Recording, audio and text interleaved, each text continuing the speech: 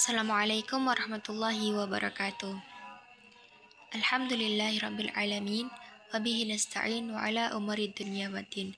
Wassalatu wassalamu ala asrafil anbiya'i wal mursalin sayyidina Muhammadin wa ala alihi wa sahbihi ajma'in. Amma ba'du. Yang terhormat Bapak Bahrul Munib SHI MPDI selaku dosen pengampu mata kuliah Pancasila. Perkenalkan, nama saya Kestin Cicali dengan NIM 252101010031. Di sini saya akan mempresentasikan makalah saya yang berjudul Pancasila sebagai Dasar Negara Republik Indonesia dan Sumber Hukum Nasional.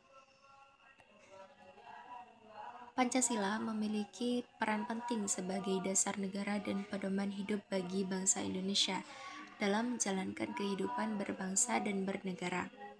Pancasila menjadi dasar utama yang mengatur arah, nilai, dan norma dalam penyelenggaraan negara di berbagai bidang, termasuk hukum, politik, ekonomi, dan sosial budaya.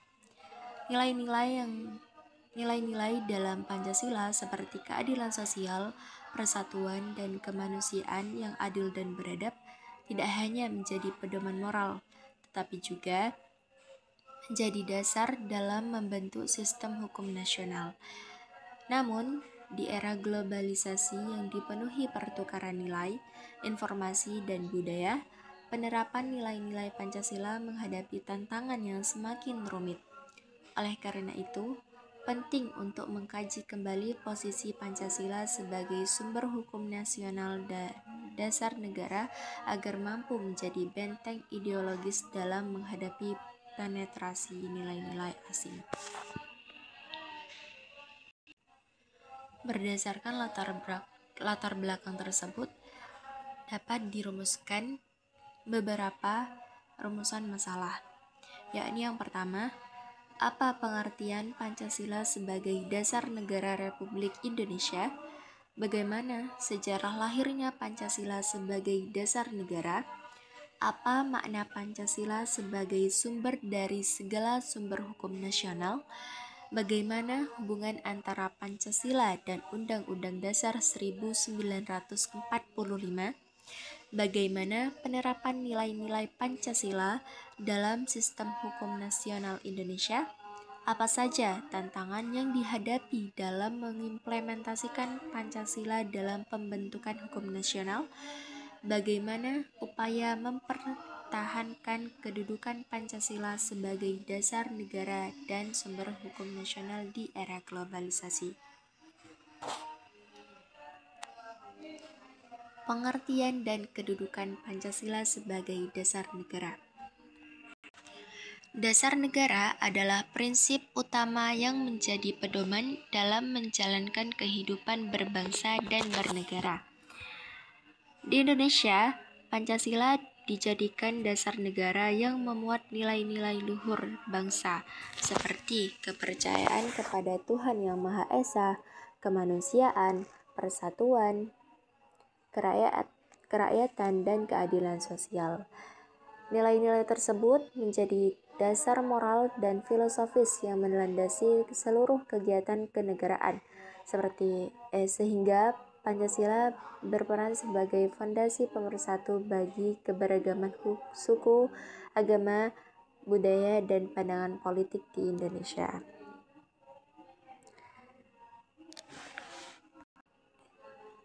Para ahli berpendapat bahwa dasar negara tidak hanya berperan sebagai lambang identitas bangsa, tetapi juga menjadi sumber legitimasi bagi seluruh kebijakan serta sistem hukum yang diberlakukan.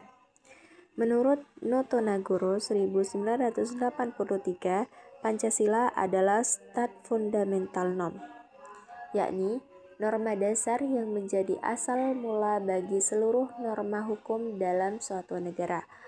Oleh karena itu, Pancasila bukan hanya berperan sebagai ideologi politik, tetapi juga menjadi dasar pemikiran yang mendasari seluruh sistem negara dan pemerintahan. Pancasila sebagai dasar negara memiliki fungsi, yakni seperti pedoman moral, ideologi, dan dasar hukum tertinggi. Sejarah dan proses perumusan Pancasila. Gagasan tentang Pancasila pertama kali muncul dalam sidang BPUPKI yang dibentuk oleh pemerintahan Jepang pada 1 Maret 1945 untuk mempersiapkan kemerdekaan Indonesia. Nah, sidang BPUPKI pertama ini dilaksanakan pada tanggal 29 Mei sampai 1 Juni 1945. Dalam sidang ini itu membahas tentang dasar negara yakni Pancasila.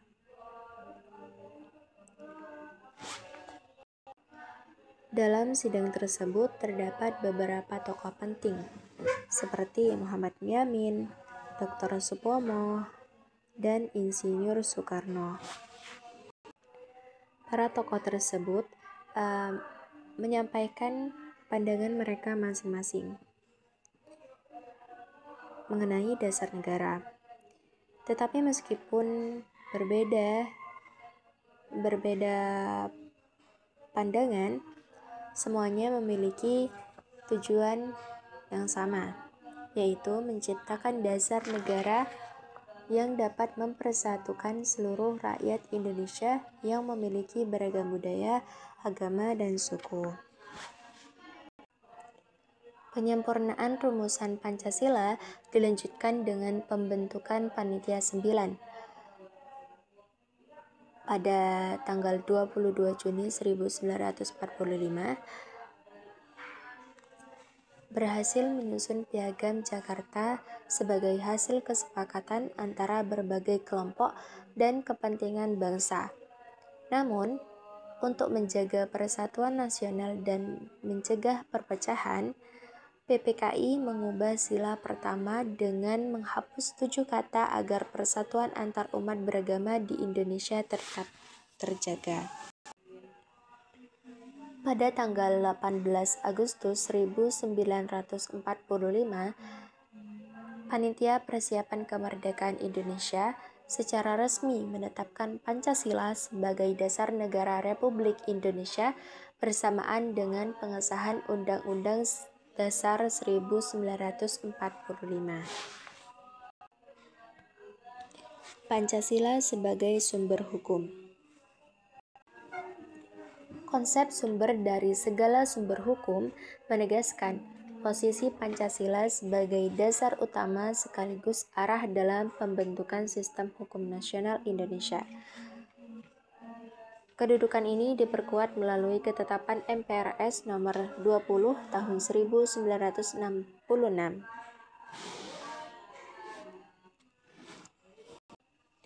Dengan demikian, Pancasila tidak hanya berperan sebagai ideologi dan pedoman moral bangsa, tetapi juga memiliki fungsi normatif yang mengikat dalam proses pembentukan maupun pelaksanaan hukum nasional.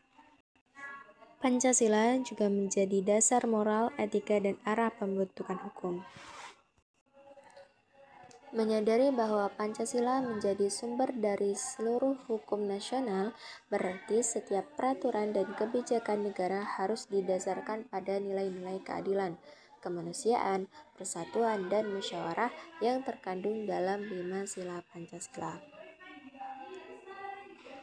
Misalnya, nilai keadilan sosial yang termuat dalam sila kelima, yakni menunjukkan bahwa hukum harus berpihak pada kesejahteraan rakyat dan menolak segala bentuk diskriminasi. Hubungan Pancasila dengan Undang-Undang Dasar 1945.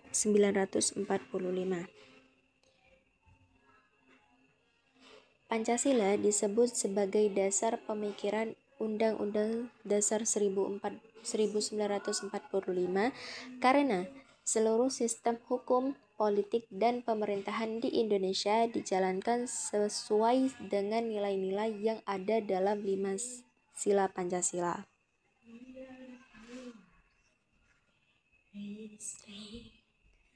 Hubungan antara Pancasila dan Undang-Undang Dasar 1945 bersifat menyatu, di mana Pancasila menjadi sumber nilai dan prinsip fundamental, sedangkan Undang-Undang Dasar 1945 merupakan bentuk penjabaran hukum dari nilai-nilai tersebut.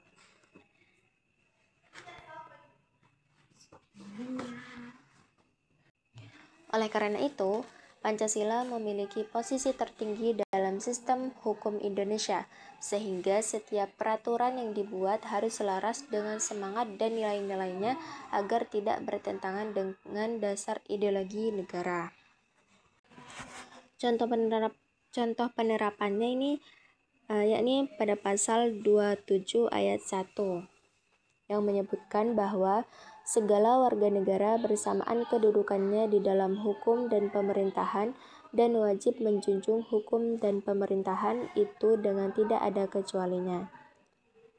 Ketentuan ini mencerminkan sila kedua Pancasila, yakni kemanusiaan yang adil dan beradab, yang menegaskan adanya keadilan dan kesetaraan hak bagi seluruh warga negara tanpa membedakan latar belakang sosial, ekonomi, maupun budaya.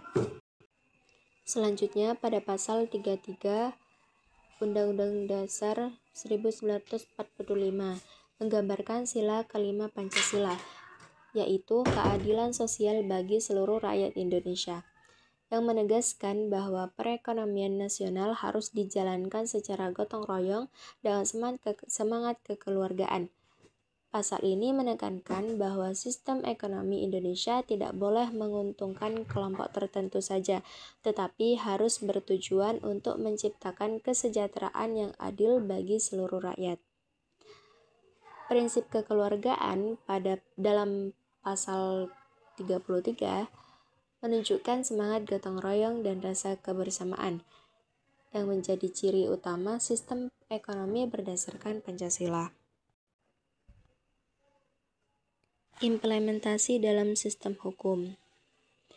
Penerapan setiap sila Pancasila dalam hukum dan peraturan di Indonesia menunjukkan bagaimana nilai-nilai dasar bangsa diterapkan dalam sistem hukum dan kebijakan pemerintah.